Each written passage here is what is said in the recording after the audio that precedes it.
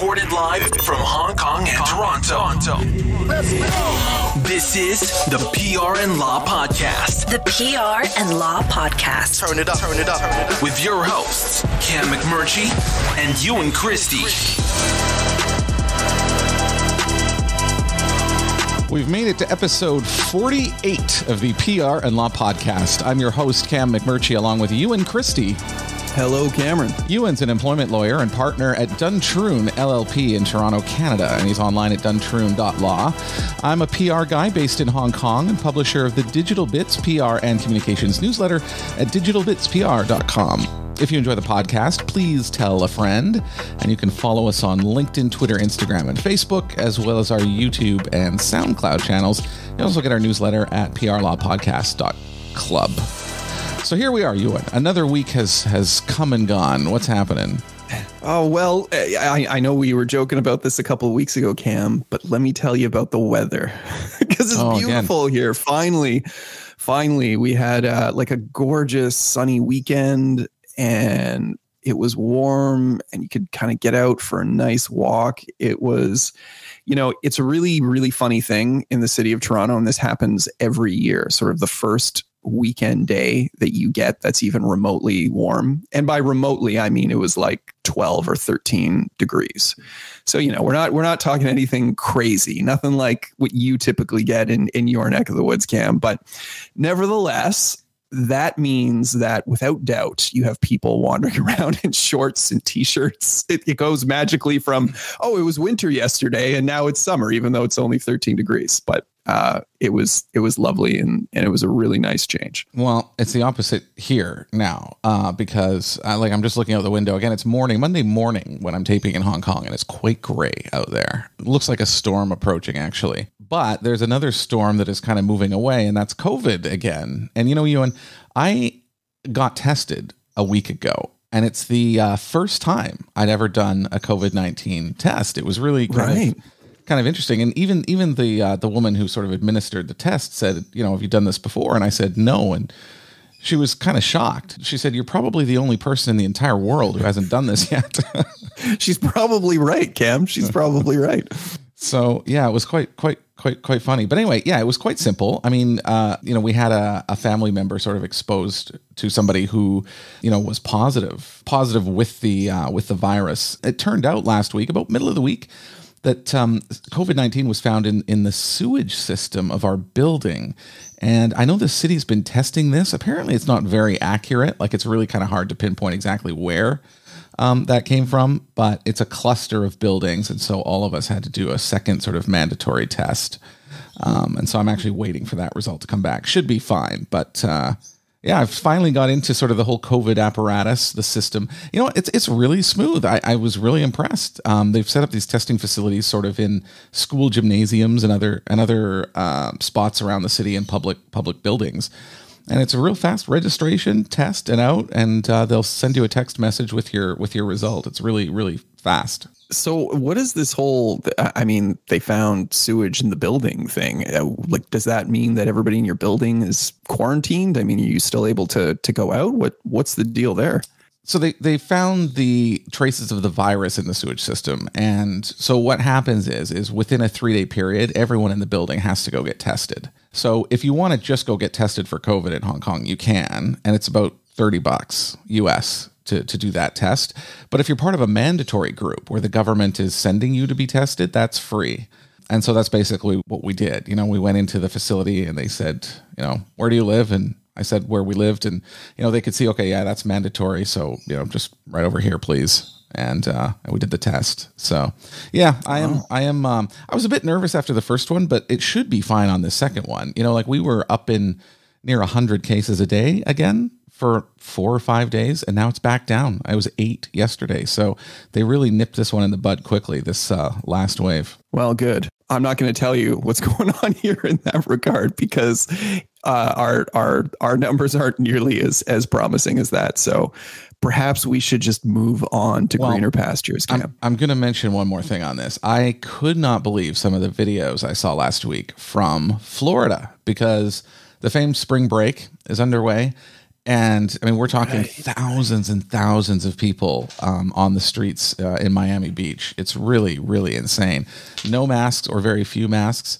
And I just can't believe that that's still happening in the middle of a pandemic, even though, like, you know, a lot of people in the US have been vaccinated already, but that just seems so out of line still. Well, yeah, especially after the whole fiasco with this exact same scenario last year. Remember all the footage of people doing exactly the same thing at spring break last year. And we've got it all over again. That's great. It's good to see that people are learning from their history, Cam. Continue the debate with us on social media. Join us on LinkedIn, Facebook, Twitter, and Instagram at PRLawPodcast. All one word, PRLAW Podcast. Send us your questions now by email to askus@PRLawPodcast.com. That's all one word, askus@PRLawPodcast.com. Or on social media with the hashtag PRLawPod. That's hashtag PRLAWPOD. Take it away, Ewan. I wanted to talk about workplace spyware this week, Cam. Fascinating. Yeah, I read a crazy article in Wirecutter on this issue, which we'll link to the show notes.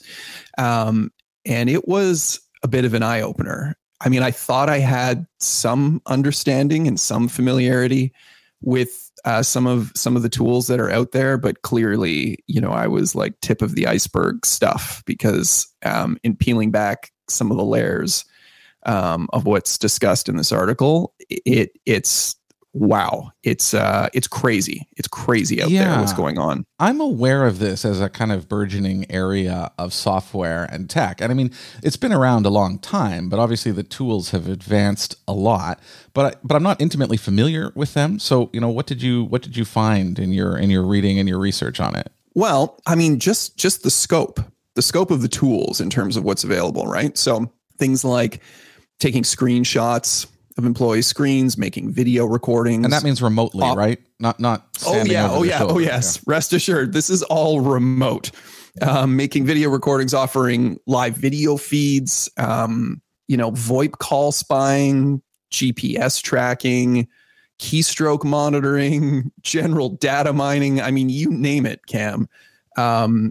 It's out there and it's available. And what's really crazy is, of course, that there aren't really any platforms that we typically work from that are safe, right? So, I mean, whether you're working on Slack or Google Workspace, 365, Teams, I mean, you name it. There's a way for employers to store, search, and monitor your data and online activity if they're inclined to do so. Yeah, the first time I came across this in any sort of serious way recently was sort of on this software website where, you know, I can purchase some productivity software from time to time to help out on certain tasks. And they unveiled kind of a tool to, you know, basically a co-working tool for staff and management to connect and discuss projects and things like that. And in the comments, it was one after another of, but can we screen record? Can we monitor their screens? Can we record their screens? It was one after another. And they kept saying, no, this is not what we believe in. And these are not our values. No. And they had to keep answering this question. And I thought, is this that common? Like, is this like these people are all asking for this? And it really was kind of a wake up call. I didn't realize it was that well used or expected. Yeah, well, one article that I read, they interviewed a CEO named Sam Nafisi. He's the CEO of Protoscore, and they're a company that monitors employee productivity. And he said that since the onset of the pandemic, that interest from prospective customers, and of course by customers he means employers, he said is up 600%. I mean, 600%. Wow. That's crazy. You know, and I mean, again, this is just really sort of Brave New World stuff, Cam, because I mean, you know, years ago, I always sort of abided by this general principle that, you know, I would tell clients, I would tell employees, really, really simple rule that, you know, if you're sitting in front of your computer and you're writing or circulating something, if you couldn't have your boss sitting next to you reading along, then you probably shouldn't be drafting it, circulating it, sending it, disseminating it, you name it. And I understand that's sort of a rather high threshold, but it's also just a safe way to make sure that you're not going to get yourself into trouble. But I mean, this is next level kind of stuff, right? It's not simply a matter of your email. It's the productivity tracking as well, right? How long are you spending in front of your computer? When do you get up? How frequently do you get up? That kind of stuff. And I think, here's one of the things that I think is really sort of problematic about that, Cam, is, you can measure quantitative data, but I mean, what about the qualitative, right? I mean, how does productivity software measure the quality of the work that you're doing? I'm thinking, specifically, for example, if you're dealing with client relations or something, you're on the phone a lot. How do you value the productivity of the quality of that call? That doesn't necessarily have anything to do with the amount of time you've spent on the phone or the frequency of calls that you've had, right? I'm at a loss as to sort of how you can try and balance those two things. Well, I mean, I think, if the company's recording your phone calls and your web browsing, I think they can decide whether it was quality or not. I mean, that's kind of up to them if they've got that data. But I want to stress two different things here, because I feel like, on the one hand, there are companies that are heavily regulated. They're in heavily regulated sectors and where they need to store information. So financial services is famous for that. I guess law as well, where, even when I worked at the exchange, obviously they're going to be, keeping email records for many years. And, we used Symphony, which is, a product sort of like Slack for financial services companies. And that also kept chat records, but that was out of a regulatory obligation, not for management spying, which are two different things. And I think what you're getting at here, Ewan, is the spying part, right? I mean, you talked about you shouldn't send something out if your boss can't be sitting next to you looking at it and reading what you're writing, which is one thing. But then the sneakiness of tracking everything is kind of, like you say, it's next level. Yeah, it absolutely is. And I mean, look, I think the safe approach here, the smart thing to do as an employer, look, first of all, you got to take stock of what do you need? What do you really need vis-a-vis your employees in terms of capturing this data, right? I mean, just because you can monitor your employees' computer activity, it doesn't mean that you should. I think you also, as an employer, need to consider how monitoring might impact the overall business culture, if at all. Could it deter prospective employees if it gets out that everything is so tightly monitored? It's important that employers trust their employees and that employees can trust their employers. And I understand that the idyllic employment relationship like that doesn't always exist. But you want to try and make sure, at least, that you're establishing good principles and a good business relationship between the employer and employee from the get-go, right? So if an employee learns that this is happening, or it's transparent to the employee so they're aware, what can they do about it? I mean, can they do anything about it? Is the employer kind of entitled to do as they wish on these things? Or is there some line somewhere? And I imagine this is also depending on jurisdiction. But I mean, in general, is it something that any employee can fight at all? Well, yeah, I mean, sure. Stock answer, right? It all depends on where you live. Yeah, I mean, generally speaking, though, your employer should be advising you that they're using these sorts of monitoring techniques. I would think that even if you were somewhere where there wasn't any sort of legal obligation to do so, it just makes good business sense that you give your employees some awareness that you're monitoring them. And I'm starting to see this, interestingly, Cam, in a lot of employment agreements, a lot of new employment agreements, particularly with larger companies, larger tech companies, where they are explicitly referencing in the employment agreement that, hey, we will be monitoring your computer activity. And frankly, I think that's a good thing. If you intend to use these sorts of programs, software, devices, what have you, then advise your employees that you're doing it in the employment agreement. Be clear about it. And, you know, if you're the employee and you come across something like that in an employment agreement, well, first of all, as always, as we always say on the show, sit down with a lawyer and have them speak to you about, you know, what sort of rights you have around these issues. And then also, Cam, I mean, get further information. So, you know, if you know, because it's in your employment agreement, that they're monitoring your data or monitoring your computer, well, what does that mean? What are they monitoring? You know, how are they monitoring? When are they monitoring? How long are they storing your data, right? I mean, if they're capturing data that you had from a couple of years ago after you've left a company, I mean, is it still there? Is it being crunched for analytic purposes to determine how future employees might act? I mean, all of this stuff. I don't know that you're going to get the full nuts and bolts. Obviously, you're not going to have an employer who's just going to say, hey, well, here you go. But you should ask for some greater clarity in terms of, okay, I get it. You know, there's going to be some monitoring. Can you give me some clarification in terms of what the parameters of that look like? Yeah, there's something about it that just seems sinister, hey, when it's at that level. And you're right, it's probably difficult to get the employer to come clean on it if it's at this kind of level.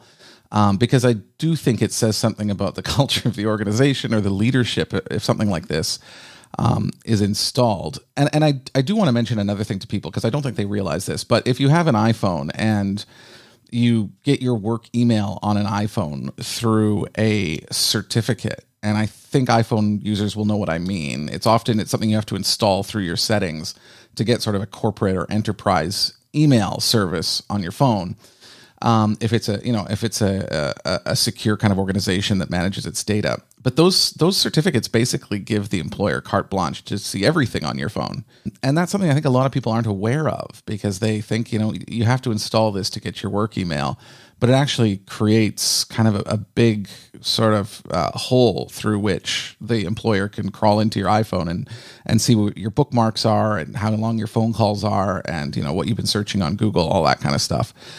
So it's something people need to be aware of for sure. And I don't think people are aware of how bad this has gotten. No, they really aren't, Cam. And I mean, you know what, even if let's assume for a moment that you know you're 100% certain that there is no such monitoring activity going on in your workplace, fine. That doesn't mean that you've got carte blanche to act like a complete moron in terms of what you're circulating in your email or instant messaging or otherwise.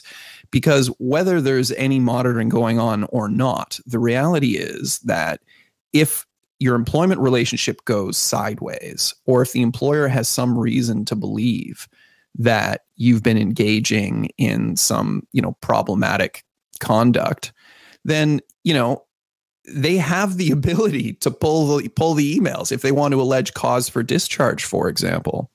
And if they were to subsequently sue you, well, then obviously all of your emails, all of that stuff becomes fair game in order to sort of make out a case. And, you know, there's incredibly sophisticated e-discovery software that, you know, we use in the legal industry and have for some time. It just keeps getting better and better and more sophisticated, particularly because of, you know, some of the AI and targeted assisted reviews you can conduct now, Cam. But I mean, effectively, you can pull, you know, hundreds of thousands, if not millions of emails and set parameters to find those needles in the haystack. So if they exist, they will be found now. The AI is it's getting terrifyingly accurate.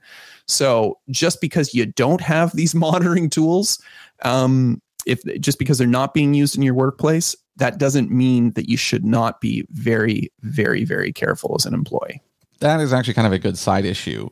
You're right. There's a system called regular expressions that law firms often use as parameters to find these kinds of mentions. And I was listening to a different law podcast the other day, in fact, that said it used to, you know, sometimes in the discovery process, you might get 20 boxes of documents that you would have to go through. And now you can basically take them to somebody to scan them into a computer and get them OCR'd, optical character recognition, and you can search them. You can search them all at once for anything that you're looking for.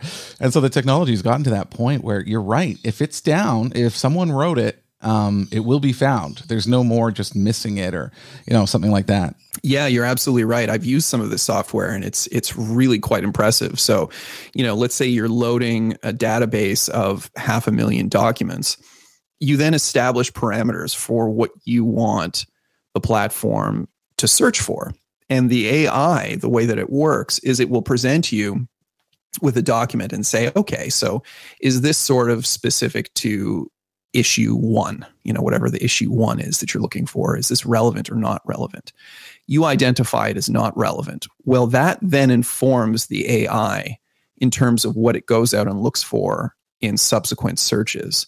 So every time you tell the AI, yes, this document is relevant, no, this document is irrelevant, it gets more intelligent in terms of looking and more targeted in terms of what it finds, such that you can really, really narrow the scope to find that needle in the haystack, but also, you can reduce the amount of time spent. I mean, it used to be you'd have really, really linear reviews with these sorts of things, Cam, in the early days of sort of electronic discovery where, you wouldn't have lawyers sitting in an office combing through bankers' boxes of documents, but they would be working through an electronic database where effectively you have to have human eyes on every single document to identify whether it's relevant or not.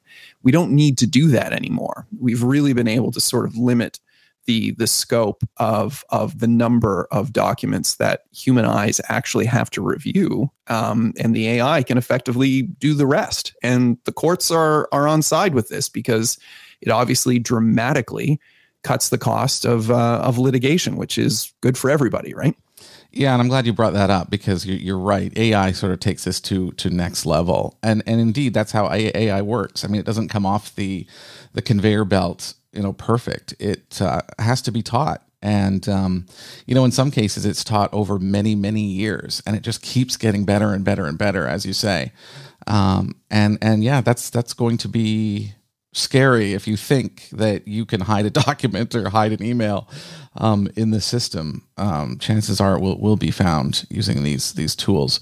So, I mean, this sounds kind of scary, Ewan, for a lot of employees, I think. I mean, I'm kind of going back to the question before about what they can do about it. And it sounds like not very much, other than sort of at least ask maybe the IT department or the boss or whomever if this is happening. And I don't know if it's okay to ask that or if you recommend that because it almost maybe looks like you're trying to hide something.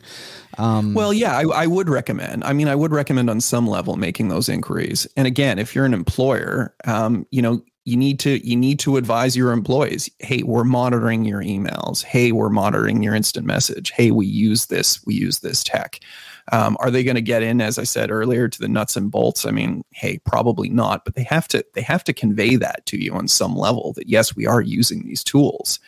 And then, you as an employee have to make a decision about whether or not that's a working environment that you want to spend your time in. Is that the kind of company apparatus that, you're comfortable with? And you may not necessarily have a choice, right? I mean, a lot of people are taking jobs because they need jobs and they don't have the luxury of saying, no, I'm not going to take this because I don't want you monitoring my emails, so I'm going to go elsewhere. Unfortunately, that's not always the case, right? Show your support to the PR and Law podcast by making a one-time donation or setting up a subscription with us on Patreon. Every little bit helps us keep the lights on and bring the show to you each week. If you'd like to chip in, please visit PRLawPodcast.com. That's PRLawPodcast.com. Click support the show. Thanks for helping us out. Okay, it's AstraZeneca time, dog. All right. This is one of the pharmaceutical companies that teamed up with Oxford University in the UK to develop a vaccine for COVID-19. And, it's interesting because we do get a choice of which vaccine to get here in Hong Kong. And, one is the Pfizer-BioNTech vaccine, and the other is Sinovac, the one from China. And it's a little bit rare to be given a choice. I mean, most of the best practice here is just to take whatever vaccine you've got because all of them work well. And, for a while there was some talk of us having the AstraZeneca vaccine here. And anytime I brought it up, a lot of people said, oh yeah, but that one I'm not comfortable with, or that one's not very good, or that one has some questions. And there's always been kind of this skepticism about it. And I thought, where is this coming from? And Ewan, we talked off the air a little bit. You mentioned blood clots, which have come up as a subject related to this vaccine. But actually, I was surprised to learn that their PR issues actually started last year. Are you familiar with what's happening with them? No, I mean, other than the issues in Europe around the drug and blood clots, but that, as I understand, the percentage of patients that are suffering from these issues are lower. I think I saw a tweet somebody sent out saying, you have a better chance of developing a blood clot taking birth control pills than you do taking the AstraZeneca COVID drug. So yeah, some very interesting literature out there around that particular issue. That's all I'm familiar with, though. Yeah. So what I didn't know was that the company actually was in quite some trouble maybe 8 years ago or so, around 2012, 2013. And they brought in a new CEO at that time, who is from France. Pascal Soriot is how it's written. Ewan, it might be pronounced differently in French. Soriot is the family name. Okay. I'm not going to take a stab at it. So anyway, he joined then, and he's kind of a aggressive, sort of kind of a cowboy CEO, the way he was sort of portrayed. And he came out at AstraZeneca and actually helped really turn the company around since then. So I want to just go into a little bit of the history on this vaccine and what happened. So if you remember, Ewan, it was last March 12th, I believe, when the NBA announced its suspension, which I feel like really kind of kicked off everything in terms of the lockdown. And it was in April that the CEO of AstraZeneca promised that he would develop a vaccine with Oxford University. So a partnership was struck at that time to distribute 3 billion doses of this vaccine to the world for no profit and to developing countries. So it's a huge promise to make publicly. They did end up getting that vaccine done in November, and they announced it just days after Pfizer announced its vaccine. Pfizer said it was more than 90% effective. Its vaccine was more than 90% effective in countering the virus. AstraZeneca came out with a similar claim. However, a few days later, they admitted there's a key mistake in the dosage, which could impact the results. And actually, maybe it was between 60 and 90% effective. No. So the New York Times back then wrote, scientists and industry experts said the error and a series of other irregularities and omissions in the way AstraZeneca initially disclosed the data have eroded their confidence in the reliability of the results. End quote. So there's some skepticism around it. Yeah, I guess so. So this is the part that I was not familiar with, is how this sort of began. But then, fast forward, Ewan, just to kind of the last few weeks, in Germany, when they were approving these vaccines for use this year, they have a national vaccine committee, and they refused to approve it for people over 65 because they said there wasn't enough data and there weren't enough trials on older people. And that decision was announced publicly. But again, that led to a lot of skepticism in Germany in general, because they were saying, don't take this yet if you're over 65. Now, they've since reversed that decision. Germany did then approve it, but people there had they'd already decided not to do it. They already felt skeptical about it. Then last week, the blood clots. So again, you mentioned this, Ewan, there were reports of some patients developing blood clots after taking the vaccine. So, Denmark, Iceland, Norway, Thailand, Bulgaria, Ireland, the Netherlands, Germany, France, Spain, all of those countries ended up suspending the use of that vaccine, which is a big deal. And some of them said that they're just going to wait until the EU pharmaceutical regulator gives the green light. So that's a huge blow for AstraZeneca, no question. But, that's when they really turned around and did a PR push as best they can. They did come out, one of their spokespersons said, in a review of 17 million people in the UK and Europe who received the vaccine, they found fewer than 40 developed blood clots. So 40 out of 17 million. And they said, quote, even lower than you'd expect to find in the general population, end quote. So interesting point. Well, yeah, 40 and 17 million. I mean, it's very low. Yeah. So, and then the spokesperson for AstraZeneca said, and this is all a quote here, Ewan, an analysis of our safety data of more than 10 million records has shown no evidence of an increased risk of pulmonary embolism or deep vein thrombosis in any defined age group, gender, batch, or in any particular country. In fact, the observed number of these types of events are significantly lower in those vaccinated than what would be expected among the general population. End quote. Okay, great. So we're good to go, right? Last week, the European regulator gave the green lights, calling it safe and effective, and some of those countries have resumed. Germany, France, Italy, Spain, Portugal, Netherlands. They're back to administering the vaccine. However, that is okay. They're back in business, but there's still, skepticism about this vaccine that's not going away. In particular, in Germany, a majority there don't feel comfortable taking that vaccine. And I think this is really emblematic of a loss of trust.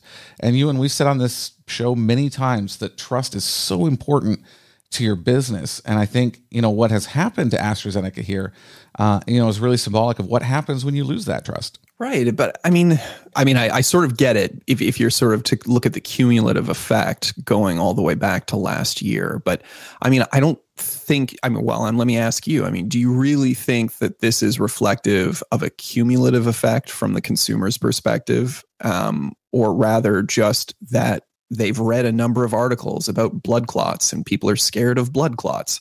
Because I would think, you would almost want to release an ad campaign that throws that number of 40 and 17 million. I understand it's not something you necessarily want to draw attention to, but maybe they should be drawing attention to the fact that only 40 and 17 million, because it seems insane that anybody based on that kind of evidence would conclude that, no, this is really unsafe and I don't feel comfortable taking it.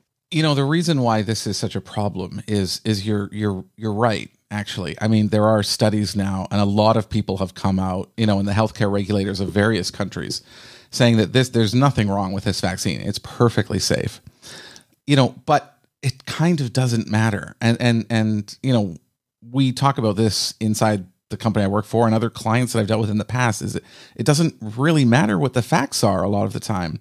If there's skepticism, it can linger, and presenting evidence to the contrary isn't going to help very much if that skepticism is there. And this is so hard to come back from. And it's why it's so important not to lose the trust in the first place. Because you're right. I do think most people probably read, an article about a blood clot or blood clots popping up. And it's not in context. It's not with any, facts with it. And it alarms the public. And it's really unfortunate because this is a health emergency in many ways with COVID-19. Like, it's critical that people get vaccinated if we want to kind of fight back against COVID-19. But misinformation can have a really detrimental effect to this. And I do think that it's not entirely unrelated from just general mistrust of companies and governments these days. We've seen a big increase or a decrease rather in the amount of trust that people have in authorities of all kinds, especially in the United States, but not just there. And I think because these vaccines were rushed because the testing period was compressed in many cases, that people were skeptical to begin with. And then, negative news comes out, like for AstraZeneca here, and it just sort of adds on to that skepticism. And people choose not to take it, or that they don't have faith in it. But that's where we are. And it's why it's so important when rolling out these programs or when announcing something that it's done right, because even an inadvertent mistake like there was at the beginning here in terms of, last November, the way AstraZeneca rolled it out, those things can last a long time and have a real sort of fundamental and material impact to your bottom line. Yeah, that's a great point. And also when when alternatives are readily available, right? And I think that's sort of the key here too, Cam, that it's not a matter of, oh, well, then I guess I just won't have a vaccine. There are alternative vaccines that consumers can choose. And I mean, if you have an option, if you're lucky enough, I think that's remarkable that you're in a situation where you could eventually choose which vaccine you want, given sort of our current circumstances here in Canada in terms of trying to get vaccinated. But I guess if given a choice and you've read about blood clots with this one drug, and then the other vaccines you haven't read anything about, then presumably you're just naturally going to choose one of those other, rightly or wrongly, right? Right. Yeah. Given a choice. And, it is interesting. One article I read said, in the case of Germany, there might be some nationalism involved because the Pfizer vaccine is German, where the AstraZeneca one is British.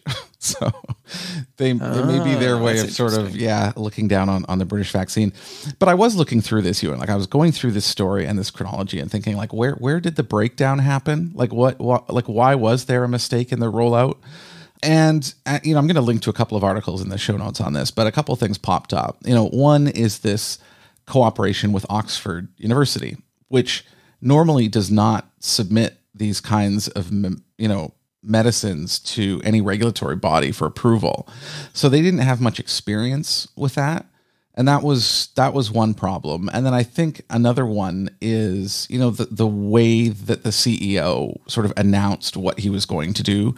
It was very high profile, and it far exceeded sort of what other pharmaceutical companies had promised, which sets a high bar. And if you don't meet it, it's going to be a fall. And both of those things, especially the promise, was probably not necessary. That's kind of an own goal if you're not going to fulfill it. But then on Oxford, knowing that they're not, familiar with this part of the process in developing a vaccine, there should have been a little bit of extra care and attention to that. So I think those two areas probably contributed to this. But in the end, this is why companies have to be, really accurate in their communications, because sometimes you think, oh, well, these are small mistakes, or, we just missed this one point here. Like, it's not a big deal. But to the public, it might be a big deal. And the media might frame it in a way that makes it a big deal. And you have no control over that. So you better just get it right the first time. That's the lesson. Right. This also just seems rather bizarre given the state of the pharmaceutical industry in the United States in particular, right? And I'm sure you're familiar with those commercials, Cameron. They've got people running through a beautiful meadow on a sunny day, and it happens to be a commercial for some random drug. And then while this is going on, they have some individual who says side effects may include blah blah blah blah blah blah blah blah blah blah blah blah blah that takes up effectively the last 15 seconds of the commercial on account of a legal obligation to sort of disclose any and every possible side effect. But this is the nature of the pharmaceutical industry. Of course, there are potential risks and side effects of taking any and every drug that we decide to ingest for whatever purpose, right? Yeah, absolutely. Yeah, this is a learning case too. I should mention, you, and just before we sign off here, I actually registered for the vaccine. I don't think I've told you that. No. But we have this also ran really smoothly here. Website has been set up, and so I popped onto the site, and you can select the vaccine that you like. So like I mentioned, we could choose between the Pfizer BioNTech one or the Sinovac. I selected the Pfizer one. And then you set up, again, the sports centers and stuff have been turned into vaccination sites. So you just book a time. And so I got 8:30 in the morning on April 1st, April Fool's Day. So I will go in on that morning, get my first shot. And then the second one is on April 22nd. And then I will be done. So, yeah, I was kind of impressed. A lot of the people I know have already registered for the shot here. We're coming up to something like 600,000 people already in Hong Kong have been vaccinated. And we've got a population of around 7 million. So I think it's not going to be too long before, a majority of people in Hong Kong are vaccinated. And I guess that's a good sign. So you're done by the end of April. You're both shots done by the end of April. Yeah. Along with most other people. Yeah. A lot of my friends have already had one shot and they're just waiting for their second. So yeah, this is happening quick. Hey, well, wonderful. I'm very happy to hear that for you. That's great. There are some limitations. The vaccine is for people 30 years old and older at this point. So only those in their 20s or younger have to wait still. But I mean, 30 and up is a huge chunk of the population. So that should be pretty good. Wait a minute. Check this out. Whoa, hey, check this out. No, wait. Oh, check it out. I want you to check this out. On the PR and Law podcast. What have you got, dog? Cameron, I'm talking about, I've been listening to this record a lot. Cassandra Jenkins is the name of the artist. Okay. It's a record called An Overview on Phenomenal Nature. And, this album came out in late February, and I've been listening to it a lot. It has just sort of a lovely, sort of wonderful atmospheric vibe to kind of put on in the background. I don't know. I found it really soothing over the last few weeks. There's her voice, which is great. And then, there's piano and some saxophone. And, but I actually wanted to talk about one of the specific songs on the record, Cam. Mm-hmm. And that's a song. It's really kind of the album centerpiece. It's a song called Hard Drive. And I think it has to be one of the best songs I've heard this year so far. Really? It's really just an incredible track. It really takes you on a journey. At first, it's kind of somewhat jarring as Cassandra Jenkins effectively talks throughout the song, almost like she's reading diary entries. She kind of tells a series of stories while the music plays in the background. But on repeated listens, the themes, they really start to kind of develop this cohesion, and everything comes together, and it's just amazing. It's just a fantastic way to spend 5 minutes and 27 seconds. And I think what really sort of just kind of clinched the whole thing for me is I finally sat down and watched the music video. Oh, really? Which is also just wonderful and lovely. And it sort of helped bring, sometimes when you're listening to a song and you're sort of subconsciously aware of the lyrics around you, but you're not processing the way that you probably should. Mm-hmm. But when you put a visual to it, it all of a sudden sort of comes together for you. Mm-hmm. That's kind of what happened to me with this song. So I put a link in the show notes. Sorry, go ahead. This is kind of atmospheric, you said, or like, how would you classify it? In terms of it's so. I mean, she's sort of singer songwriter, but her band is. I would say it's kind of. I don't know. How would I describe it? It's sort of a kind of a folky sort of soft rock kind of. I hate the word soft rock, but maybe that's sort of most. I'm thinking the most adult accurate contemporary description. It's not at all. It's not adult contemporary, not at all. But yeah, I mean, in terms of instrumentation, you've got this lovely, lovely saxophone that's kind of going on in the back. And that also doesn't help in the context of soft rock. I'm not doing a good job selling this, Cam. Saxophone, soft rock. Here's the thing. Well, I've put a link to the video on YouTube. It's 5 minutes and 27 seconds of your life. Just watch the video. And again, it's a little jarring right off the start because she's just telling the story for about 30 seconds before the music kicks in. But the music just gradually grows and evolves throughout the entire song. And it's just something, Cam. Cool. Just watch it. I like your recommendations. And because I am going to be working from home this week, this is something I'm going to throw on while I'm here. What do you got? I have Alan versus Pharaoh. The you watched it, huh? Documentary with Woody Allen versus the Mia Farrow and her family over the accusations that Allen molested his adopted daughter, Dylan. Yeah, I watched all 4 parts. It's sometimes quite difficult to watch, actually. There's a lot of home video footage. I know that's gotten a lot of attention in the media. Real footage from 1991, 1992, when Alan was around the family a lot. And there's a lot of interviews in the documentary. I mean, clearly it is not flattering to Woody Allen at all. And I have read a few articles that claim it left out some some important facts and points of view. It's hard for me to say, obviously, because I haven't followed this case super closely over the years.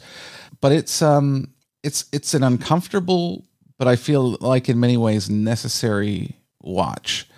And I think the filmmakers do a good job of sort of bringing it into a contemporary context of Me Too and some other movements. And I think it is worth. I think it is worth watching. Whether you agree with it or not, or think it's propagandistic or not, I still do think it's an important docuseries. So it's 4 parts. It's HBO, I believe. It's on HBO Max here. And I think it's on Netflix in some countries, so you might want to check that because it's different country by country. But HBO, I believe, in North America. Yeah, it's HBO. Well, it's HBO, at least in Canada. So I haven't had a chance to watch it. I certainly intend to. Yeah. Okay. So you're giving it a thumbs up. It's worth a watch. Yep. I'm giving it a thumbs up only because the subject matter is important. And I think, it's something that we should all be much more aware of. And also, there's a big section in there that looks at the support Woody Allen has gotten over the years from famous people who just look past these allegations. And that's kind of where there's a bit of a parallel with the Me Too movement. But, fortunately, even that has kind of evolved. And a lot of people come out to say they're not going to work with Allen again. So it's interesting to see the culture change almost in real time as you watch it. Yeah, absolutely. I have. That has been kind of an interesting shift around his work. There were a whole slew of celebrities that sort of stood by him or remained quiet. And that has definitely changed over the last 5 years in particular. Yeah, absolutely. All right, Ewan, as we bring this one to a close, any messages, any sign-offs, anything you want to mention before we wrap up? No, I don't. Nothing. As I said, I'm just happy you're getting vaccinated, Cameron. That's right. I wish people in my country under the age of 80, because I think that's about where we're at now in our vaccine rounds, could be so lucky. So I just want to step on an airplane, and when I do, I'm going to order a big glass of champagne, and then I'm going to throw it back and order another. That's it. Hey, that's what you're longing. That's what you're longing to do. I want to get vaccinated so I can drink champagne on an airplane. Oh, I can't wait. Little victories, Doc. Little victories. All right. Fair enough. Thank Each you. their own. Thank you for joining us again this week. Episode 48. Yeah, we're a month away from 1 year of doing this show, which is amazing. You can subscribe to the PR Law Podcast in your podcast app of choice or via our YouTube or SoundCloud channels. And you can also follow us on social media, Facebook, Instagram, Twitter, LinkedIn, and our newsletter, PRLawPodcast.Club. So for you and Christy, this is Cam McMurchie. Light it up. This has been the PR and Law Podcast with Cam McMurchie and Ewan Christie. If you enjoyed the show, please share it with a friend or leave a review. You can also join us on LinkedIn, Twitter, Instagram, and Facebook by following our account at PR Law Podcast. That's all one word, PRLAW Podcast. Thanks for your support.